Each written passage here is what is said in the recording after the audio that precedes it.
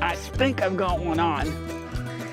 Now, you know, on our website on Ask Italo and on YouTube, because we've got an Italo Labignan channel where we put some of our TV shows, I've had people comment saying, Italo, how can you set the hook 2-3 times on a bass? You're going to pull the hook right out of its mouth. Well, I try to explain to them, if you're using light line in a wimpy rod, as you can see, I'm really getting some good exercise with my left arm here.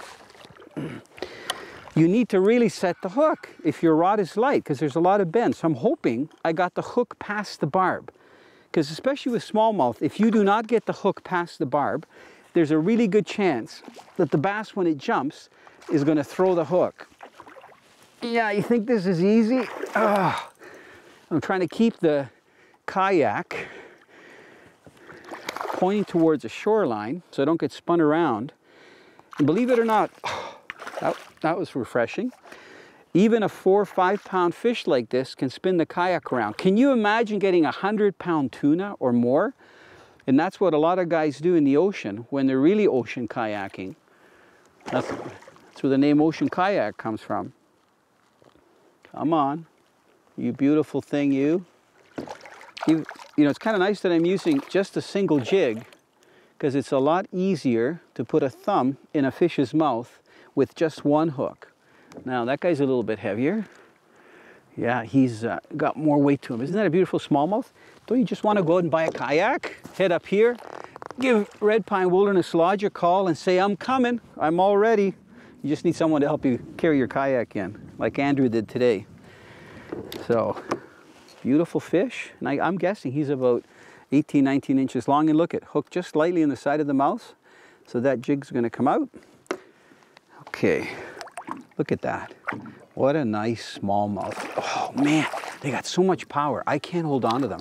Look at, there he goes. Dun, dun, dun, dun, dun, dun, dun, dun, dun, dun, dun, dun. Look at that dorsal. He looks like a shark. He's just getting his breath. In a minute, he's going to go under.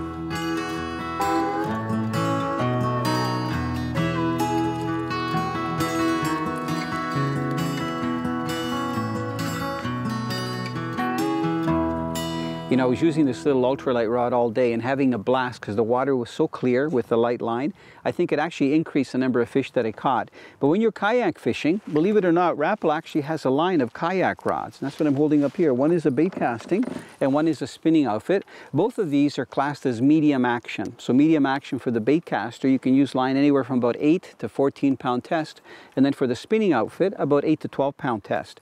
Now you can see both of them have the PVC grip, so it's not cork. And they also have the split grip, so there's a little bit of blank exposed. And you'll notice that there's a ring there. That ring's kind of important because for a lot of people when they're kayaking and they don't feel sure, it's a good idea to have a lanyard tied onto that ring and then to one of the cleats that's on the boat. You usually only need a lanyard that's about 3 feet long, so it doesn't interfere with your casting. But if you do happen to drop your rod in the water, you can always grab your lanyard, because if you don't have the lanyard, you'll probably lose the outfit. Now you can see that both of them are equipped with Rapala reels. This is the R-type bait casting reel, and this is the Volt, and they both have braided line. So these rods are ideal for kayaking. They're also long enough that if you hook a fish, you can actually steer it right around the front of the kayak. Fisher girl! Catch the passion! The most popular fishing outfit in Canada is a 2-piece spinning rod. Very versatile, you can cast lures, you can fish live bait.